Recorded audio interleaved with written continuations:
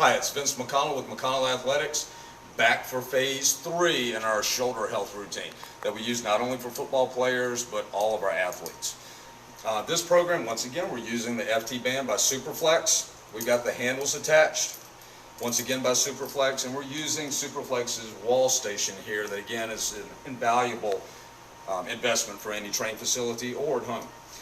Now in this phase, we've already hit phases 1 and 2. Go back, if you haven't seen those, go back and get those first, and then you'll understand a little bit better about what we're doing on phase 3. Phase 3 is going to be more directly into the rotator cuff. I concentrate primarily with all my athletes on the external rotation aspect of the rotator cuff as opposed to adding more internal rotation. That's a whole nother topic, but just rest assured, I know I'm not going into internal rotation. For those of you that are wondering where those movements are, it's all external rotation in this program. So what we're going to do is we're going to take the resistance band and hook it down low. We want a low anchor point. Again, if you don't have a wall station, just connect it to a door anchor so that the line of resistance is going to be low to high. So again, we've got the handles. If you don't have the handles, you can do the same exercise. We've done it many times without the handles. I just find that the handles are a little bit more comfortable and allow the repetitions to be more consistent. So we're going to go basically in this position here where we're going to do what a lot of people refer to as an L fly. We're going to call it an L raise, because in a moment we're going to go to an L fly, which is down here. So think of raise and then a fly is down here. We're going to start with both hands in the up position. Now once again, as I've mentioned in phases 1 and 2, we want to pay attention to eliminating the compensation from the lower back. These muscles love to cheat for the scapular muscles. So we want to, in the shoulders, we want to make sure that we're bracing through here. Imagine that you're taking a punch when you're doing this particular drill. So we take the hands up. Notice the wrists are straight. We don't want compensation here. We don't want flexion or hyperextension in the wrist.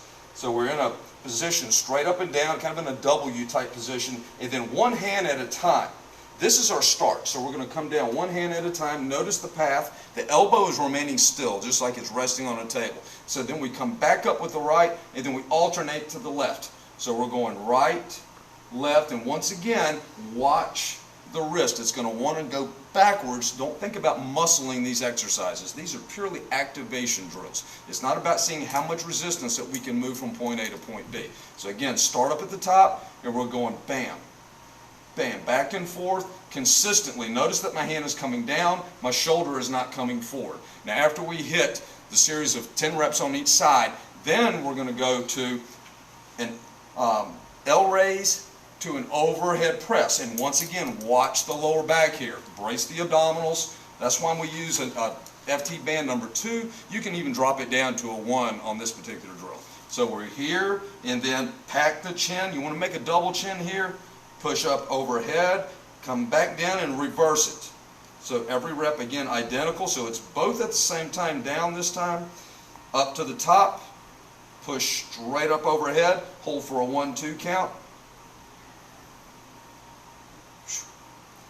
That's exercise number 2 in phase 3. Now exercise number 3, we're going to take the band up to the mid-range so that it's right below the rib cage.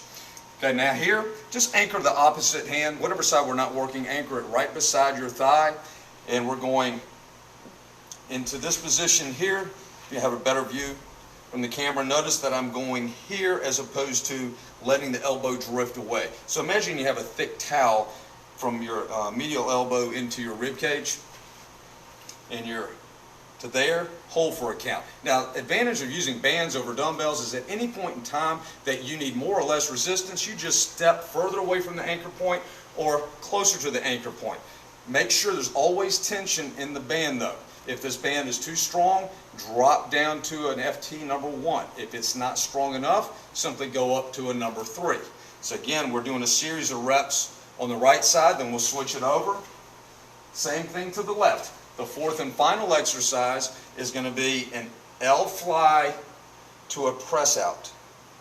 So we're here, notice it's push or rotate out, push straight out, and again the wrist we want straight all the way through. We want minimal deviation there. So it's going to be here, straight out, keep the shoulder down. We do our series of reps on the right side, then we switch it over. And again, this side, go ahead and take advantage of a little bit of shoulder extension here by pushing the handle down into your thigh, sustain tension there as opposed to letting the trap get involved and ride up. So we're here, strong and stable, push out, and reverse the pattern for the series of repetitions.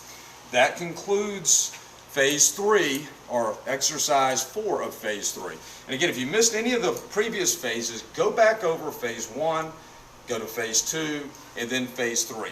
We use each of these phases with our athletes, where they'll start out with a series of foam rolling and some of the other tissues, so it's leading into the use of the FT band that we find is an invaluable, versatile tool here at McConnell Athletics.